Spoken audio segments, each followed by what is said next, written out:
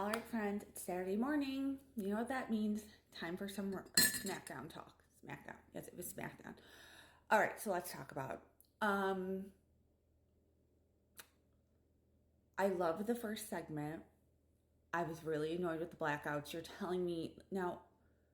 I know all live TV is now on a delay because of what happened. So you're telling me they couldn't just do a little thing over that sign? They had to black it out. I don't know. I felt like sloppy way of handling that. And why was the sign allowed in?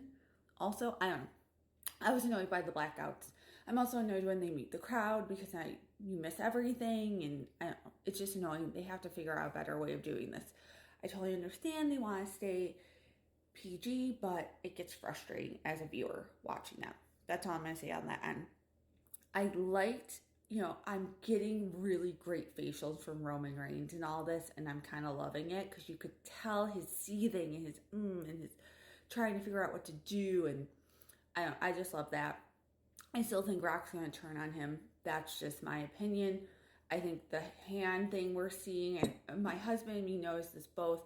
He went like this, and then you saw him very slowly. And we all know that The Rock is a master at knowing what to do on camera. So I just think that all this is very calculated.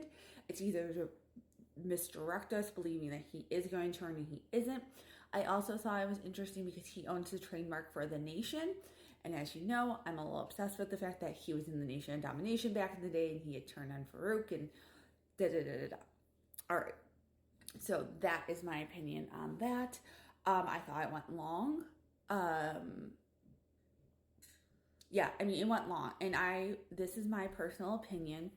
And from listening to Coachman talk in the past about, doing segments with The Rock and him being like, we're going to go over time, and Rock being like, nope, if it's good, doesn't matter. I think he went over time. That is my opinion because I think how they handled those entrances for the women's match, I think was audible. And I think I saw it on Naomi's face. She was not happy about not getting her entrance. You can kind of see that. She pulled it off that she didn't like Tiffy, but I think that's what it was. And I think it's because they both realized they were disrespected.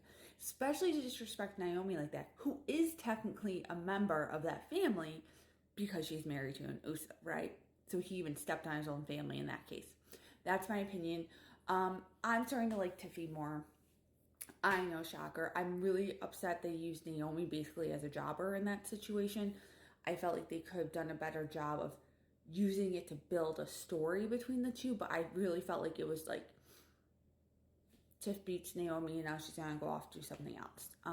Maybe I'm wrong, but that's how I personally felt about that match. Women's tag team match. I really thought they were going to wait and turn Dakota at WrestleMania. Surprised it didn't now, but I think, and what I like about it, and this is why I like being surprised, is now I can see them really, really building up the fact that everything is against Bayley in this match. The stack of her winning is so small because look at, they're all against her. I think is a really interesting point. And I think it could be a really great story point. So I'm here for it. Loved the backstage with Jade Cargill. It was just like, she was like, you are all little children and I'm going to show you how to do this. Speaking of backstage segments, like the segment with Randy Orton. I like when Randy Orton is playful. I think it's adorable. So I kind of love that. I feel like they need to retool Waller and Austin Theory. I don't understand, other than them being like a bromance, what's going on with them. So bring them back to NXT, retool them, make people forget about them for a little while, and bring them back. I don't know what to tell you, but you need to do something with them. My personal opinion, again. Like the LA Knight stuff for sure. Like that they got him on the show and they continued that feud even though there wasn't a match. So, and I just love LA Knight. We all know I'm an LA Knight girl. So those were like the highlight things I saw. Curious what they're doing with the tag team titles. That's kind of going to be the next thing. I wonder if they're going to actually unify them or they're going to split them apart. I just don't see us having that many quality. And this was the issue I thought at Elimination Chamber and just in general. I don't feel like we have enough strong tag teams. Like I don't feel like there's a true tag team division for the women or for the men. And that's frustrating for me because I feel like they're not building tag team storylines. Like, I am of that era of TLC, y'all. Like, those storylines with those three teams, I mean, they built amazing stories in the ring and outside the ring. And I just feel like they need solid tag teams that they can start building a division on. And maybe that's where they're going. I don't know. Those are my opinions. Main event was good. I mean, I just love me some, I love me some Randy Orton. I loved KO being there. I do like KO. I think Kevin Owens is great. I don't know what they're doing with him. Could be an interesting pairing with those two. Don't know who they would go up against though.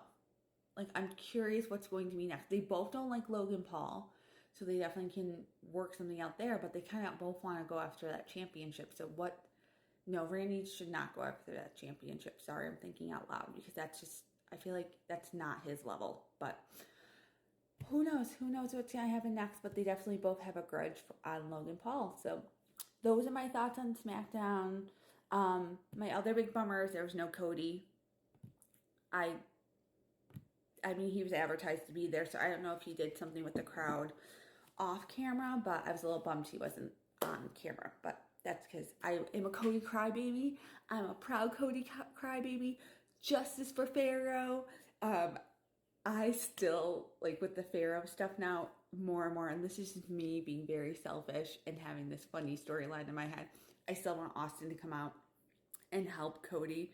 I know this is probably never going to happen, but because I love Austin and Poncho on Instagram. If you don't know, Austin has a cat, barn cat named Poncho, who he does videos with. It's adorable.